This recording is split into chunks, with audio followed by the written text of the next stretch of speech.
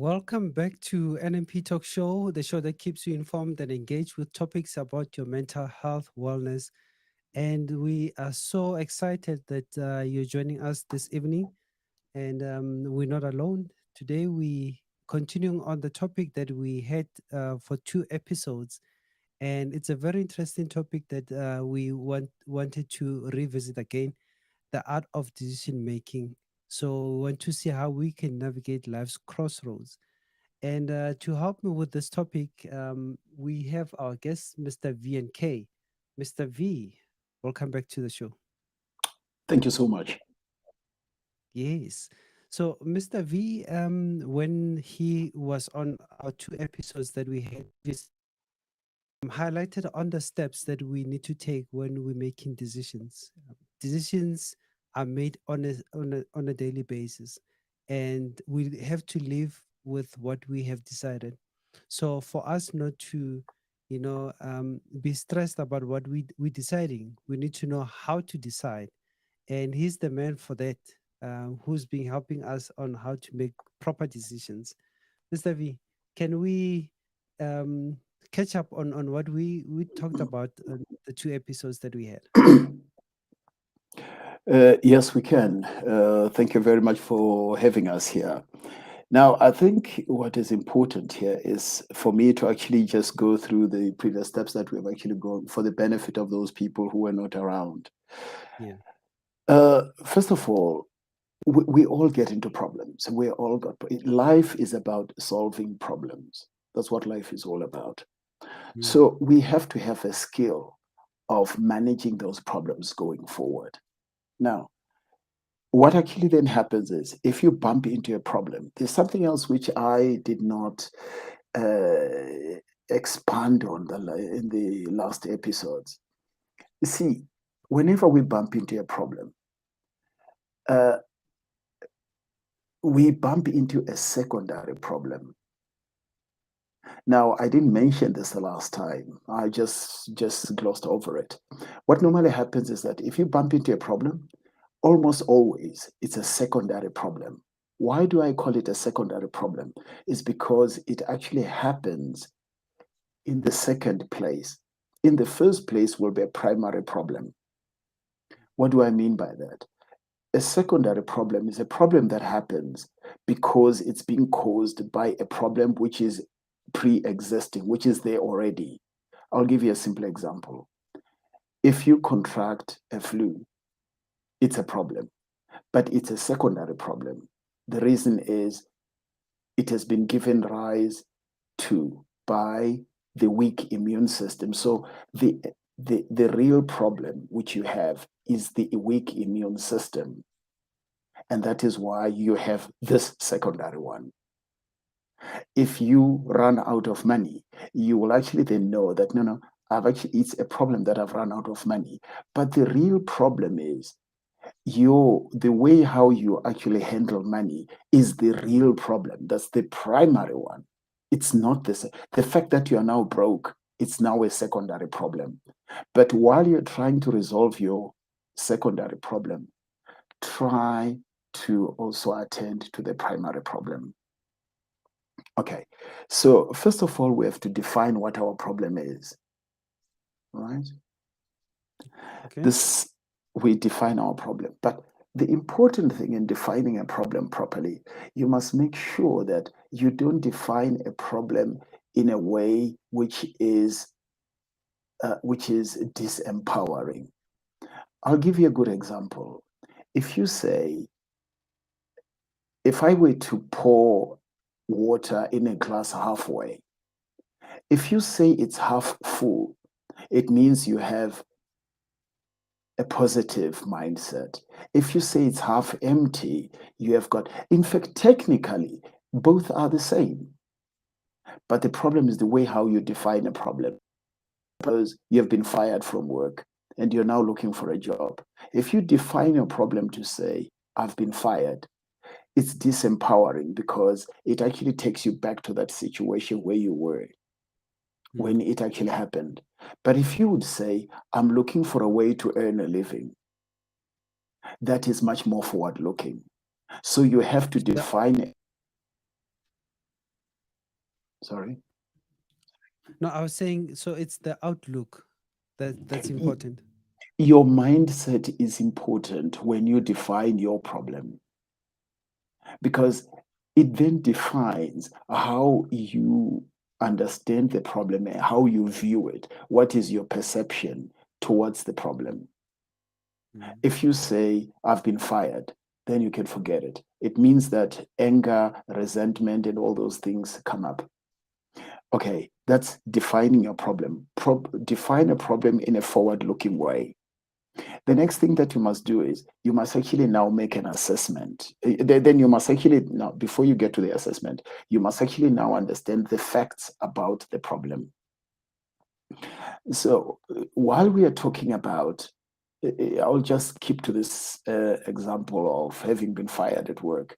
Now, the problem that you really have is not really getting fired, is the fact that you don't actually have a means to support your family.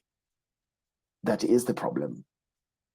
Mm. Now, say, suppose if you turn around, what are the facts about my problem? One, how much savings have I got?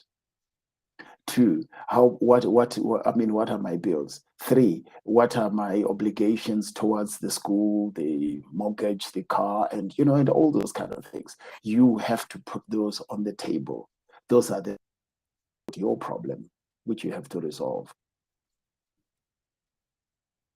The next Okay. thing is you must actually now go for an assessment. When I say the assessment, the thing is you have to assess your state, your frame of mind. Say, suppose if really you are angry or you are resentful, those feelings, they tend to color your decision. You have to ensure that the amount of feelings and emotions that you feel at that particular point in time is such that it's not so high that it will end up coloring your decision making capabilities. The next one is you must actually then look at your own self efficacy. What does it mean? Your self efficacy is to determine how qualified you are to tackle the problem. When I say the qualification to tackle a problem, you realize what the problem is. Now, to assess how you can, how you can tackle the problem, there are a few things that you have to look at. First of all, what is your skill? The next one is, what is your knowledge? The second one is, the third one is, what is your attributes? The other one is, what are the tools? The other one is, what are your techniques? And the other one is, what are your resources? Now, say, suppose you're going to be looking for another job. Your skill is, if you're a computer programmer, you'll actually say, I'm a programmer. Are you good? Are you medium? Are you lousy? You have to be truthful with yourself. The next one is your knowledge. Your knowledge in terms of how do you the computer, whatever is required in your field, you have to understand it properly. The attributes are your own characteristics as a person.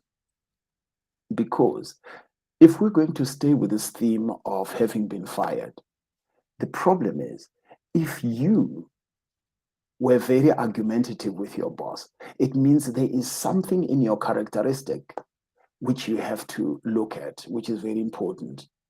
Because if you continue being argumentative, even in the next job, you'll continue being argumentative and you'll still be fired anyway. Mm. Mm. So it's not helpful. So you have to understand your own characteristic as a person, as a human being, because all of us, we have our weaknesses, we have our flaws, we have our, we've got dark sides to ourselves. And it's important for you to actually understand what your dark side is, much as you may not like it, but it's with you and is there to stay, by the way. The next So, one is, Mr. V, where yes. does this fall under? Does it fall under defining the problem or? No, no, it falls under assessment because what you're actually doing is you're actually now making your self-assessment. Mm, You're assessing yourself. okay. You're actually assessing yourself. In fact, there are there are three things in self-assessment. First of Mm, all, you assess your frame of mind, the way how your feelings and emotions mm. is your efficacy, your skill, your knowledge, your characteristics, and all those kind of things. But there's another one, which is very important, your teachability index. What is a teachability index? A teachability index, it's made up of two things. It's made up of what is that? It's made out of your willingness to learn and Right. your willingness to change. Those are the two things. And if you So multiply both, basically, are you moldable like a clay? yes, are you Okay. moldable? Because Yeah. if you are not, then maybe this world is not really for you. But then you have to be honest with yourself to actually say, what is my willingness to learn? What is my willingness to change? Because certain things can only accommodate you if you are in your changed form, not in your current form. Unfortunately, that's how the world Yeah. works. True. The last time I I checked, it worked that way. The chances are that maybe it might have changed by now. yeah, I don't think it changed yet.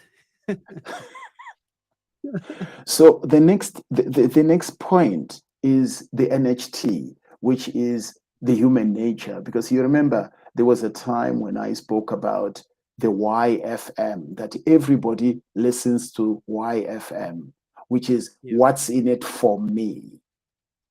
So when we are trying to solve a problem, there are times when we even do things which are immoral or even unethical or even are illegal or even dangerous just because we would like to survive because of this survival instinct which is within us. So we will take shortcuts. This is why you see people doing all sorts of things because they want to survive. And because of this survival instinct, it's a natural trait within us. That's one thing we have to. But then you must actually then uh, look out for that kind of trait.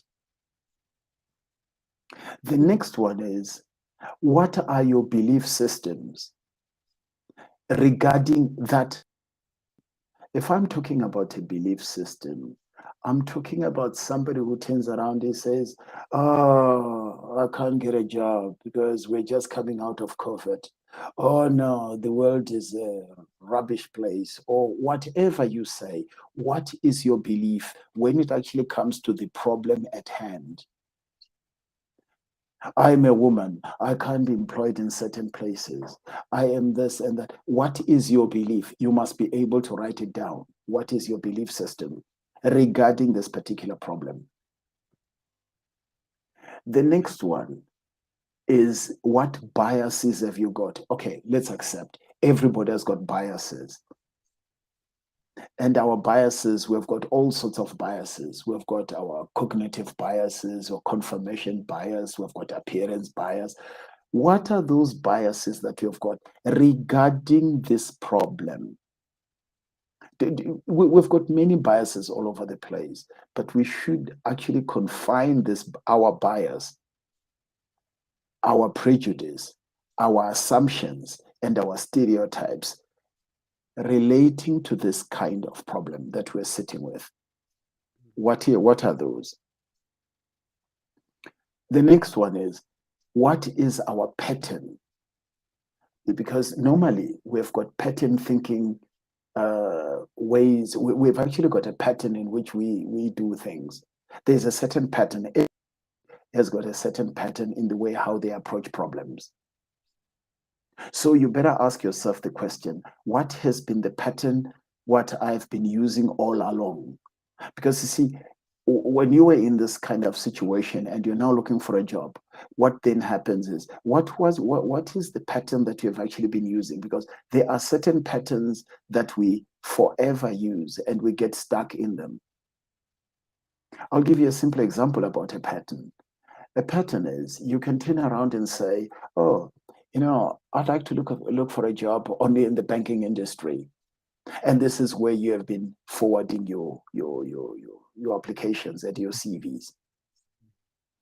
Then the question is, if you're going to be omitting certain sectors, what is it? The only thing that I'm actually trying to raise here is that you should be aware of the way how you think.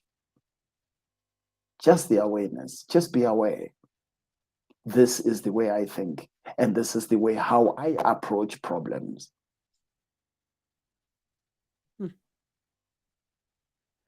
Because if you want to have total power over anything, you must first of all have power over yourself. But then to have that power, you must actually then understand how to go about it, to get to know yourself. Because look, we are all strangers to ourselves.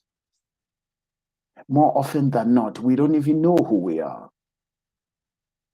We will pretend that we know ourselves, but truth is we don't.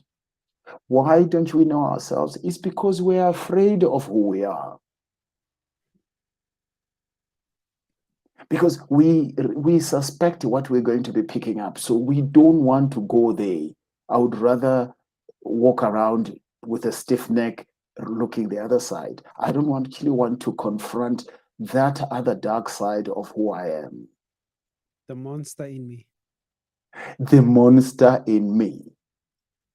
That is why if you want to really have no friends in the world, you must criticize a person. People don't want, it's not because they don't want to be criticized, it's because they don't actually want to face that other side of themselves, which is a problem. So that is unfortunately who we are. But obviously, we got to live with ourselves. So what I'm basically advocating here, we must be able to look ourselves in the mirror and realize ourselves for who we really are. In our own private space, even then, we are so afraid, we are so fearful of who we are. That is also a problem. That is also a problem. We are fearful of who we are. So anyway, let's actually move on. After having realized the kind of pattern that we use in terms of, then we can actually then go to today's topic, which is optimism.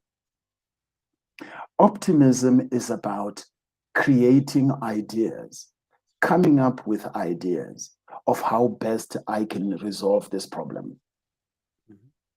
But then if you come to this point is important in the sense that you write your problem up there, but then after having defined your problem, suppose you say, I would like to look for a new way of earning a living. You take a foolscap paper and you write. You say, I'm now brainstorming ideas. Then in that case, what you must then do is you must shut off your PFC.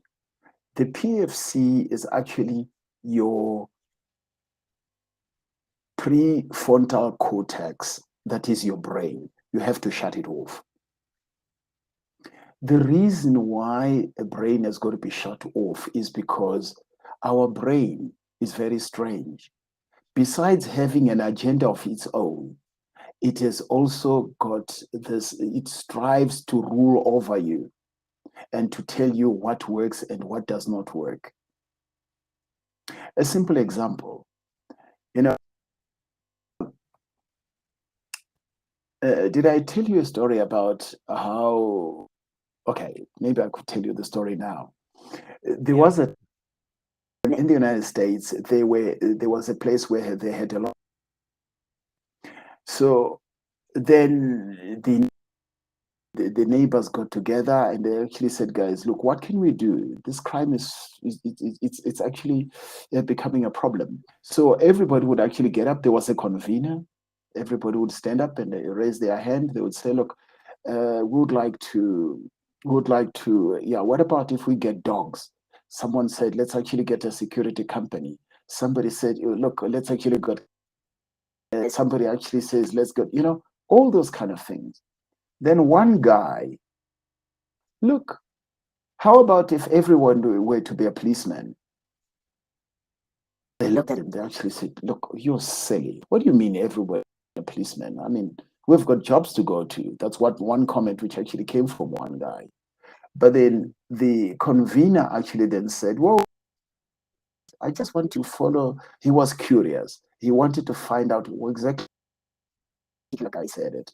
And after having been panel beating this idea, actually then took it to conclusion. And guess what actually came out of there? What we call the neighborhood watch or the community policing forum. That's how it was born. Because of an idea which somebody thought was stupid. So if you're now going to sit here and you say, I'm now at the stage where I am going to come up with creativity. What you have to do is you sit down, you forget about your brain, and you start to write as quickly as possible ideas, which are, some of them they are silly, some of them they are totally bizarre, some of them they are ridiculous. You just continue writing, write about 20 ideas without even thinking about them. Whatever comes to your mind, you just put it down. After the 20 ideas, then you say, okay, now let me just have a look at these ideas. That is when you can actually then take your brain back. But while we are talking about these ideas still, there's something which is important in these ideas. Some ideas will not fly because of a constraint. What is a constraint? Say, suppose you have been fired from work, and you say to your wife, "Look, what about if we can convert our house into a lodge and get people to actually come and you know?" And your wife say, "Hey, are you mad? Our house is too small, or we don't have the money to convert the house into a lodge." So when you say we don't have the money to convert our house into a lodge, that in itself is a constraint. Then ask the question, how can I, because the idea itself, you like the idea, but it's just too expensive. So expense or the cost is the constraint. Then you then ask a separate question to say, how can I find a way? How can I make it cheaper so that we can go ahead and convert this house into a lodge? So you can even come up with bizarre ideas, but those ideas, as long as they've got a constraint, don't throw them away. Take the constraint and look at it and say, how best can I work on this constraint? Say, suppose you want this lodge thing. I want to convert my house into a lodge. Okay, the next thing you might say, you know what? I can't go to the bank. I don't have a good credit record. Hey, what about if I could go to a businessman and say to him, listen, let's actually go 50-50. You pay, this is my house, you pay this, we can convert it, and for the next 6 months, you actually give him something that he can work with. You use his money. Yeah. So what I'm basically saying is you have to get into a place where you actually become what we would like to call a contrarian. A contrarian is somebody who actually comes up with an idea which people think is stupid or bizarre or strange or ridiculous. That's contrary. Exactly. That's why they call those people contrarians. Yeah. So if you come up with a contrarian idea, that's where you can actually sit up and say, you write all these ideas and you say, okay, you classify them. Is this idea got a constraint? Is this idea going to be workable, and all those kind of things? So you actually have to write all these and you put them down. The other thing is you must also be thinking about frameworks. What is a framework? A framework is, now that you're out of a job, you want to go and look for another job. but you're actually using the same framework. Because the framework is, oh, the only way I can sustain my family or I can provide my family is when I have a job. That's one framework. But there are other people who don't have jobs, who are still providing for their families. What is it that they are doing? So it actually means that your framework could be that of being an employee. What about of that of being a lodge owner? You now own a lodge. That's also another framework you should be looking at. So I'm saying you should actually interrogate the rest of the frameworks that you have actually got, or the frameworks which could be available so that you can actually start earning a living. You don't have to earn a living as an employee. It's a very different way of looking at things, and it really makes us think on how we approach our life and decision making. So for those that has just joined us from Telegram and other platforms, we streaming on Telegram obviously, and also on YouTube. We welcome your comments. If you have any comments or questions, please raise your hand and we'll do we'll read them out to our guests here. We're talking about the art of decision making, navigating life's crossroads, and we've seen 6 steps that we have to take in order for us to have the proper decision making process. And now we're delving on being optimistic. And Mr. V just explained optimism in a different way that I have ever thought for the rest of my life. You have dissected it, and yeah, I'm just having a different outlook on it. But thank you for that. So now, Oh, what else really? can we? Yeah, what else can we do, Mr. V? See, what we can do here is that, Mm, first of all, have to after having harvested the rest of our ideas, we put them aside. Then we say, okay, now these ideas have now got to be interrogated. After having generated all these ideas, you sit back. This step where what I'm talking about is generating. Then we go to the next step. The next step is we actually have to run them through a filter. All these ideas, we're going to run them through a filter. Filter number one is the alignment. You got to ask yourself the question to say, is this thing aligned with my goals?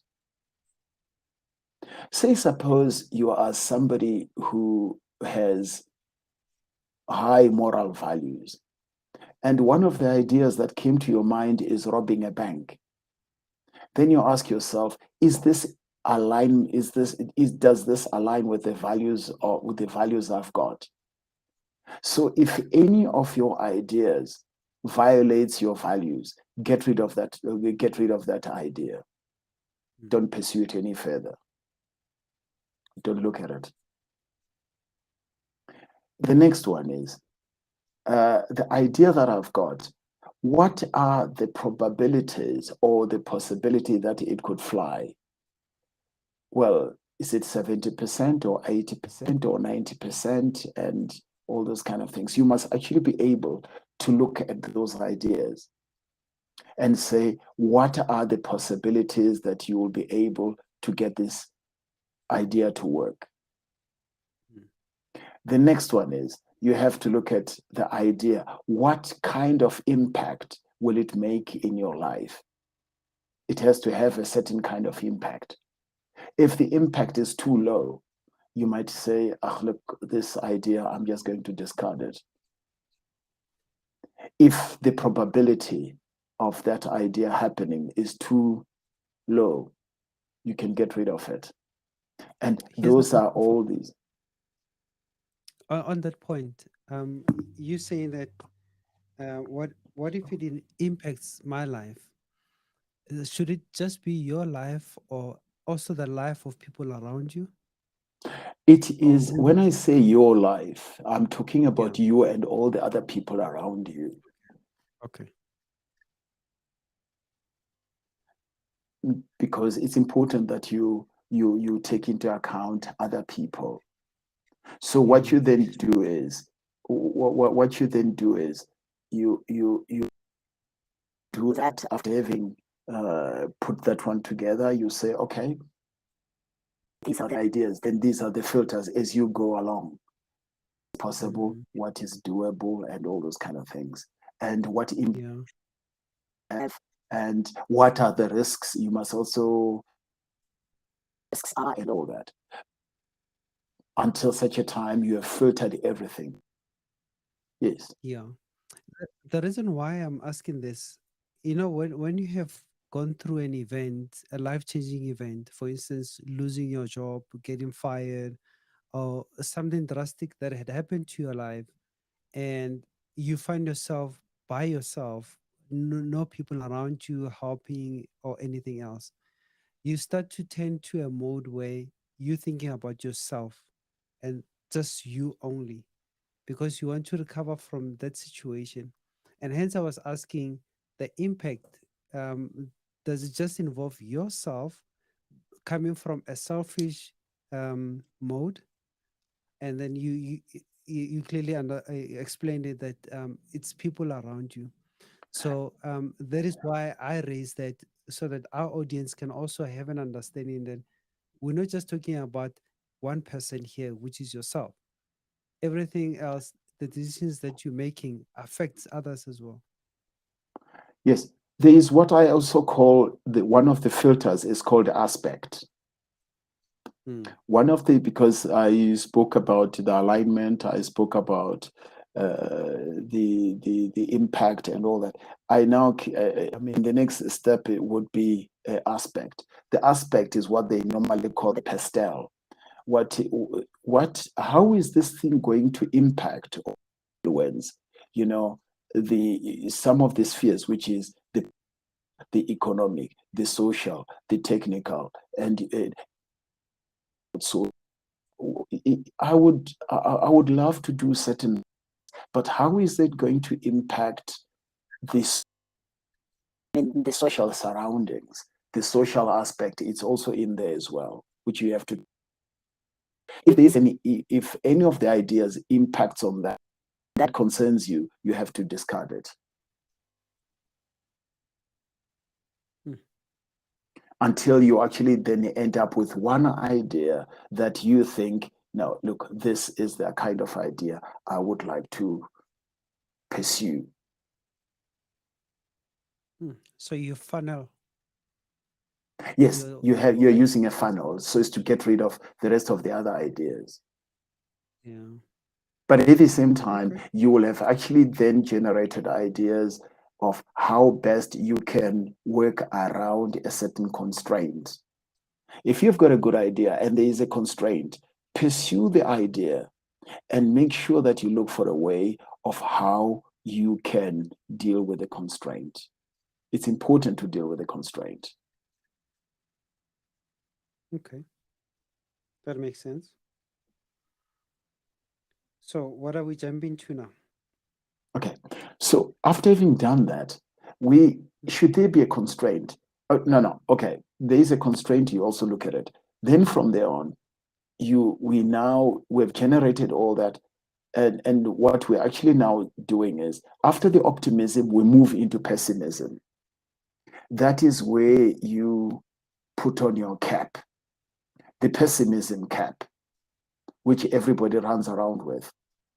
If you go to somebody and say, look, I would like to do this, and they say, no, you can't do that because of whatever reason. So you have to put a critical, that's where the critical thinking comes in. That's where you actually then look at each and every idea. Say, suppose you say, I'm looking for a job. Well, then you say, as a computer specialist, I will make it. Then the pessimism would say, first of all, uh, you don't have this and that qualification.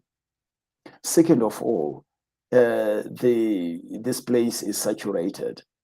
Third of all, and you put on all the steps to say for that reason, I mean, this is a good idea. However, because of this reason, it won't fly.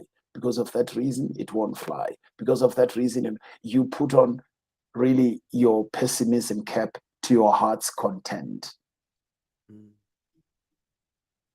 so that you really take that idea through a mill and make sure that that idea really sweats, so that it can actually then survive the critical zone that you'll have put it in.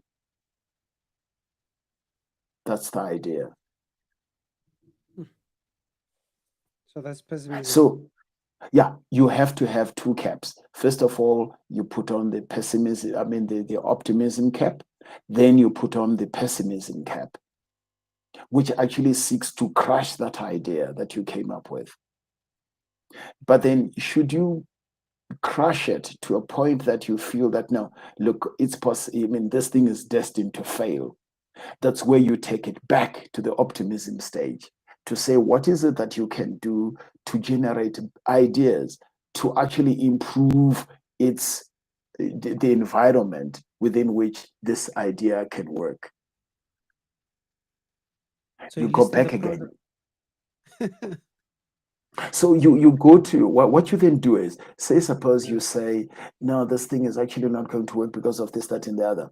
Then you say to yourself, from the pessimism zone, you go back to the optimistic zone to say, okay, what is it that I need to do to ensure that this thing works? Then you start brainstorming ideas again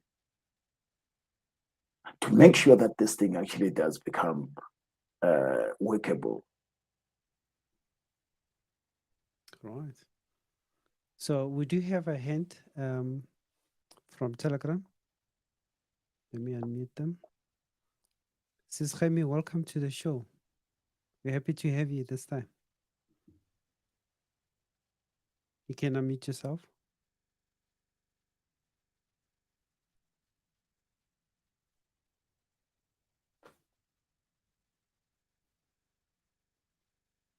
We're not getting audio from you.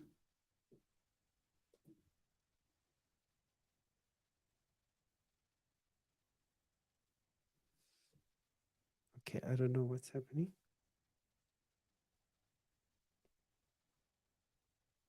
All right, let's try another hint. Hilda, are you able to hear us? Okay, we seem to have an issue.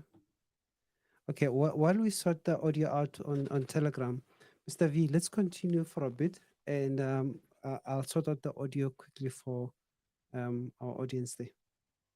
Okay. So what we do is, after having arrived at a certain idea, which you think is actually going to fly, what you then do is you say, okay, you put on your pessimism cap, and it actually passes the pessimism cap, the pessimism zone. Then what you then do is that you now go to the next step. The next step is called externalization. Mm-hmm. Okay, what does that mean? Externalization means because you'll be writing all these things, you put it aside. All this work that you have done, it's in your notepad, and you go away.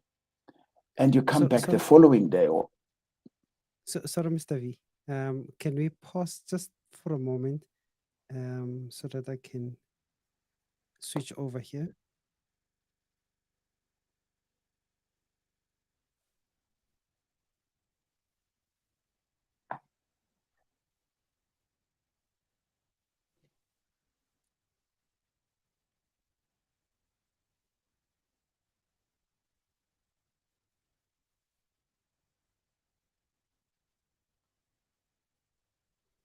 Okay. Hilda, are you able to say something there?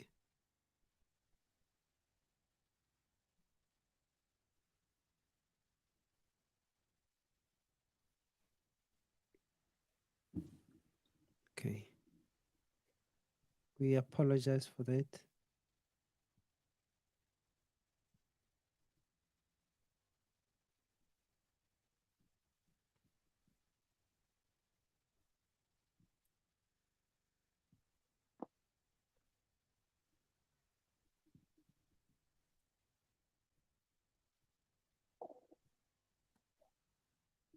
Okay. Um, can we test again?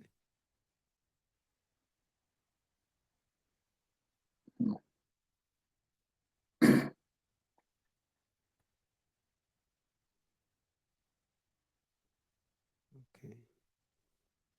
We apologize, Mr. V. Um, No, that's not a technology problem. sometimes Technology sometimes it's a problem. it fails us, eh? Yeah, big time. Yeah, yeah. I really want to get the comments from our audience. Oh yeah, It's no, we are very, here because of the audience anyway. yeah, yeah. Okay,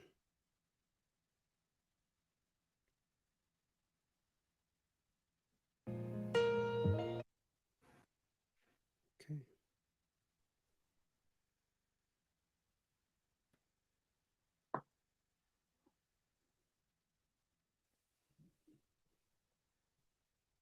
Right. Is this Jaime? Can you hear us?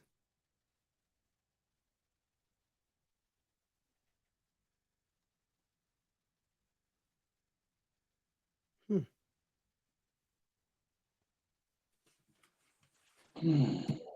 Okay. All right. While I join you on the other channel, Mr. V, let's continue. Let's go to um the next one after pessimism. After pessimism, we actually go to optimism. I'm sorry, we actually go to externalization. Yeah. Externalization, what does it mean? Externalization means, okay, but before I actually say exactly what externalization is, what normally happens, I don't know if you've actually realized this. We normally give credence to ideas which come from the outside and not to the ones which come from the inside. A good example is, say, suppose you have an idea in your head, you're forever doubting yourself. But what then happens is, if you actually then externalize it, meaning that you will actually hear it from somebody else, that is when you actually give it much more weight. This is what this is just part of human nature. This is why they will approach you with a problem. And when you say exactly you should be doing, you giving, they're actually going to put so much weight on the advice, although they might have actually thought of it by themselves, but because it's coming from an external source, they give it much more credence than had it actually come through from their own within themselves. So this is why it's important that you take that piece of that notepad where you recorded everything and you put it aside for the next 24 or 48 hours. You come back to it and you sit and you actually go through the points that you worked through. What you're going to discover is you will then look at whatever work you put together as an external source. Then you'll be making additions and subtractions and all those kind of things, to actually say, oh no, I didn't realize this. And because while you're thinking, you may not even understand exactly what you're doing. But when you take it as an external source, that's where it will start working better for you. You start understanding it as if you are interrogating an external information coming from an external source. And yet that information is actually yours. So that is the way how you should do it. Awesome. I think we have our audience back now. Sis Okay. Jaime, let's hear from you.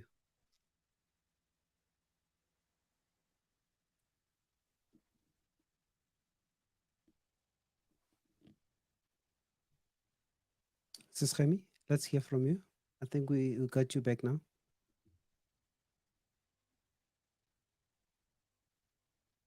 Hello. There you go. Now we can hear you. Oh, That's great. Finally. So you Yeah, can hear me now, Neil. perfectly. Okay. All right. Let's not waste time.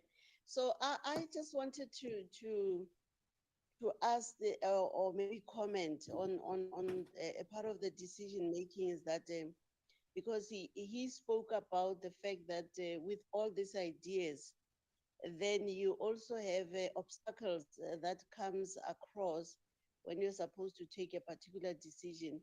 For example, if you lose a job and maybe you want to auction whatever you are lodge and start a business, but then you start having all these negative blockages and obstacles. So I wanted to comment and say maybe sometimes we tend to put blocks in what we do. So we see more obstacles instead of seeing opportunities. So when you're confronted with a problem, do you say, what is it that can come out good out of this bad situation? Instead of saying, I'm confronted with this bad situation and it doesn't look like there's a way out. So if, for example, one loses a job and then you have to obviously provide for your family, do you then say maybe the economy needs a different skill that I don't have, or because of artificial intelligence that is taking people's jobs, it therefore requires that I must go and learn a different skill that I initially didn't have.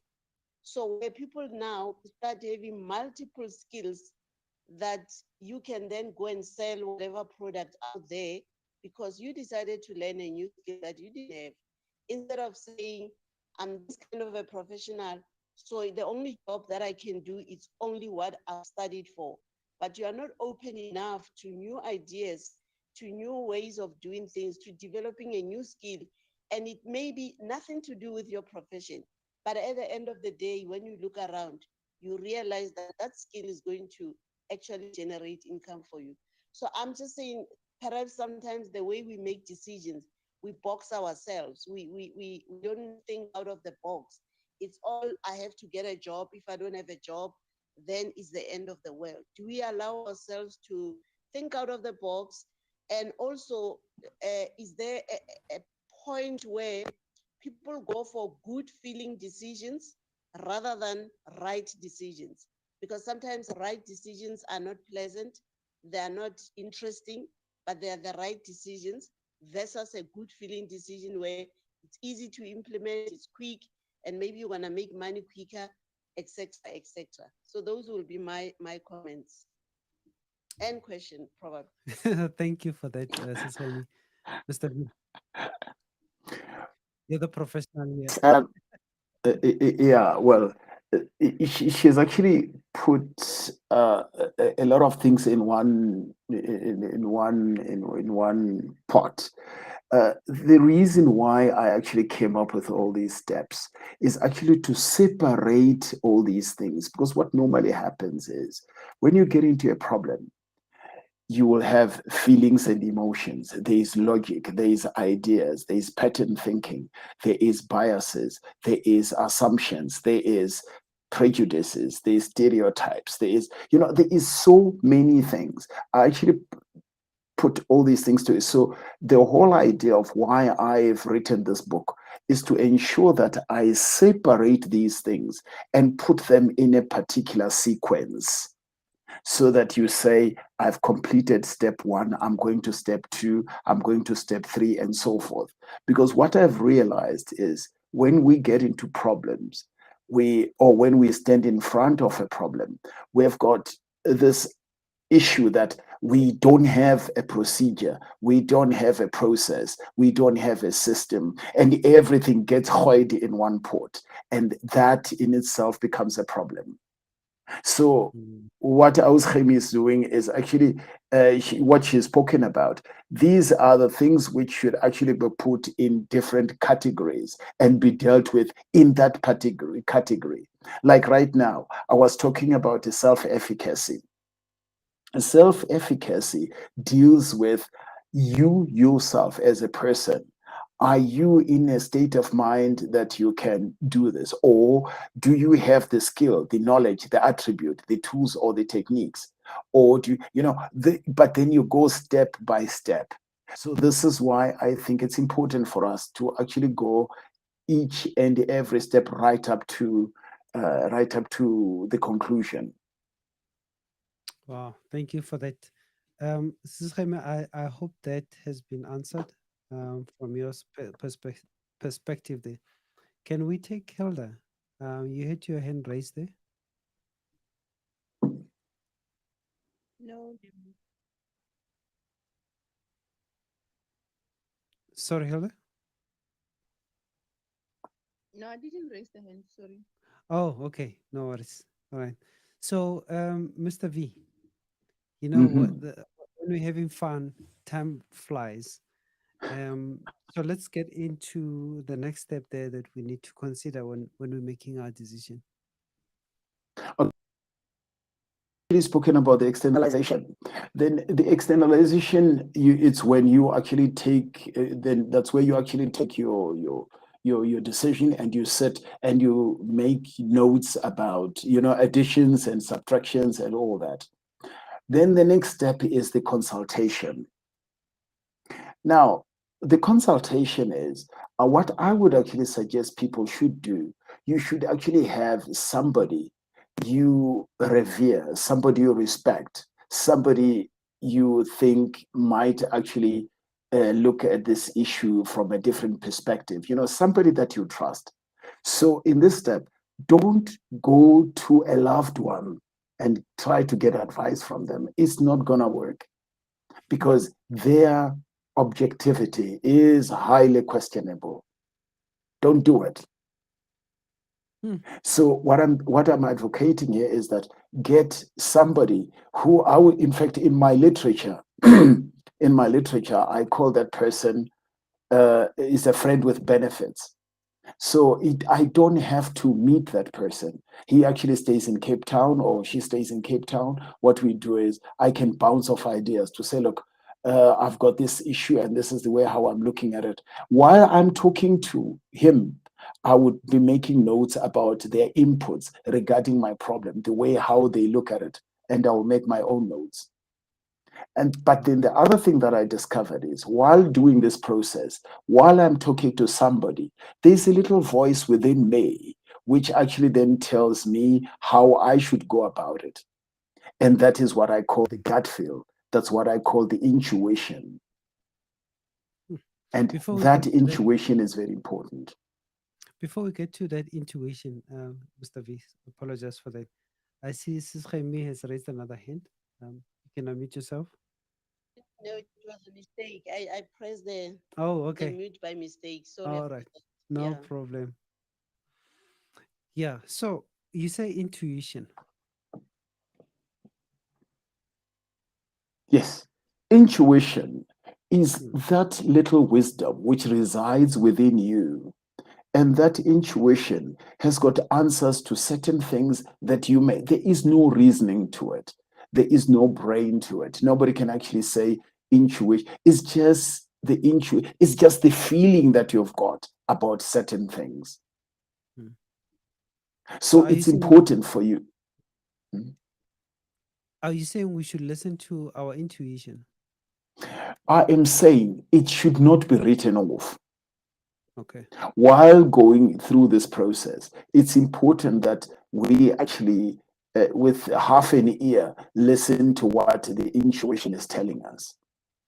We should not write because for a reason. Now, the problem that we've got is to make a difference between our normal human tendencies, which is our weaknesses, whereby we're actually going to try to cut corners. And the other one is intuition, which they actually call a gut feel. It's very important that we listen to that as well while we are doing this process. You see, my challenge with that, if I'm allowed Mhm. to challenge you, Oh yeah, oh yeah, oh yes. in regards to intuition, is that if you have not trained yourself or come out of the box, and this is the way you think, it influences your intuition. This is me, talking. I Mhm. stand to be corrected. So, looking at the steps that you have come up with, and one of the steps you're talking about behavior, you're talking about beliefs, and I think especially beliefs influence intuition. In that, what you believe in, it will always gravitate. Your intuition will always gravitate to what you believe, and in making decision, if you believe that you're not strong, um, it has an adverse effect on your intuition. It will always, derail you. So, is it wise to have intuition as one of the steps that you need? Because you can train intuition or replace intuition by following particular steps, which have been proven that they work. Look, you cannot prove anything, and nothing has ever been proven. What actually happens is we actually go according to. I'll give you a simple example. We are trying to resolve a certain problem. I would like to go to the Middle East. I'm a computer specialist. I want to go and try my chances there. Then I may actually feel inside to actually say, I don't think the Middle East would be a better idea. I think I should actually I should try West Africa, or I should try Brazil.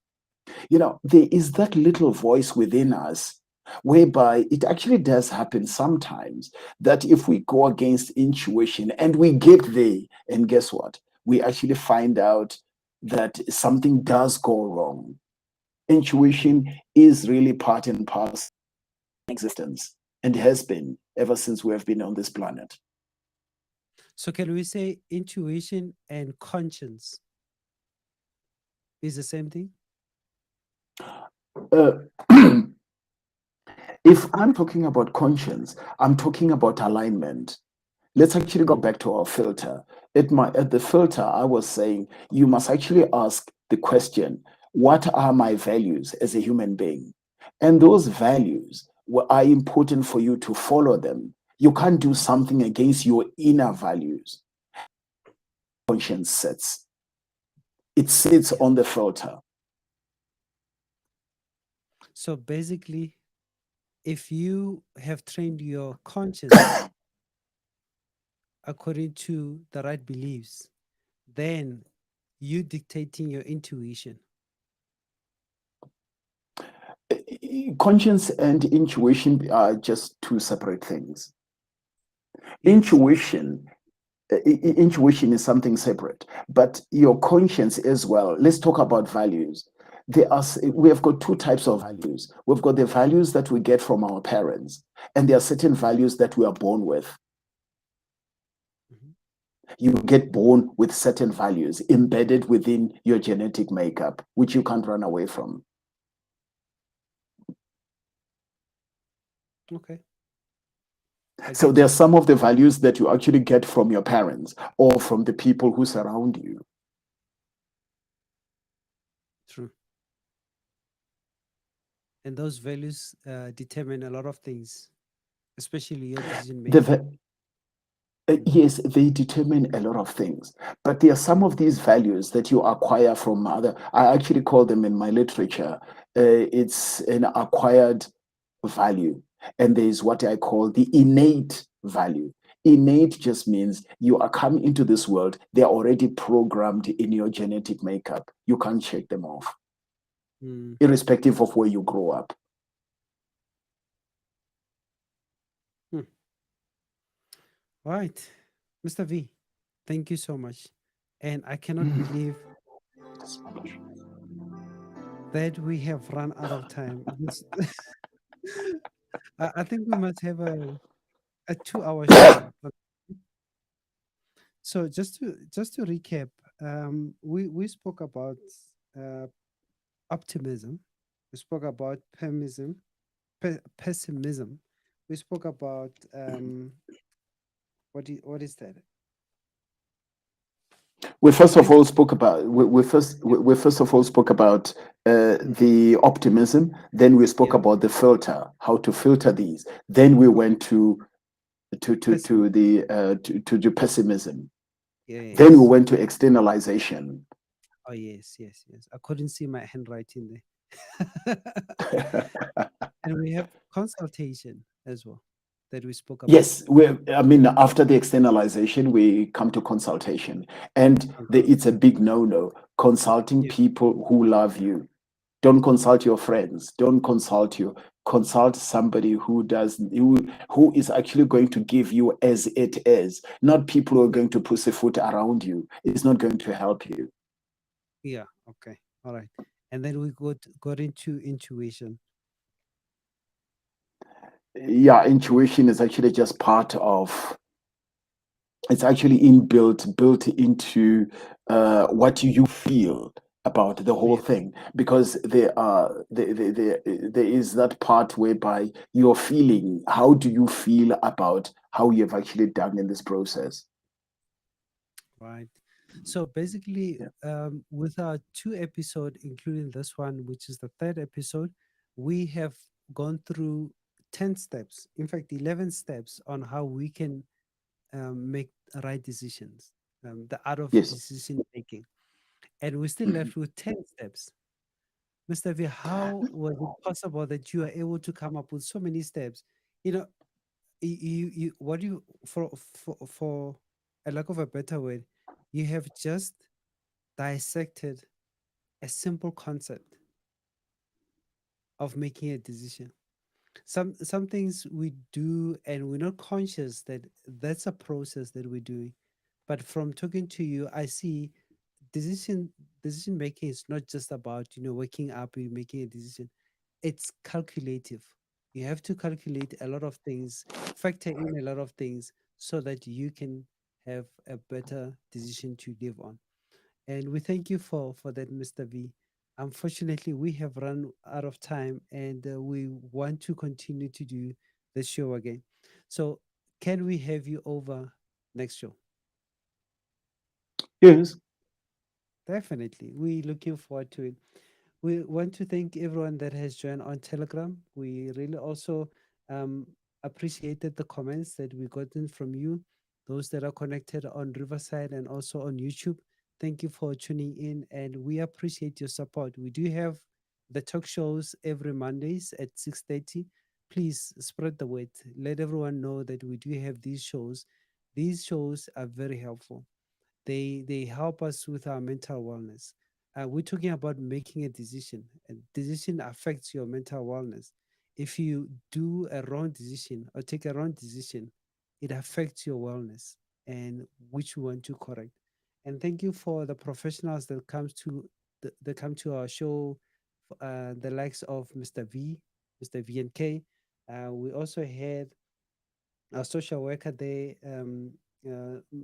Sis, Sis Jaime. We also had Sis Kathy as well. And Helda, thank you so much for the support that you have given. So until we have our next show and see you then, my name is Neo Morapedi, the host of NMP Talk Show.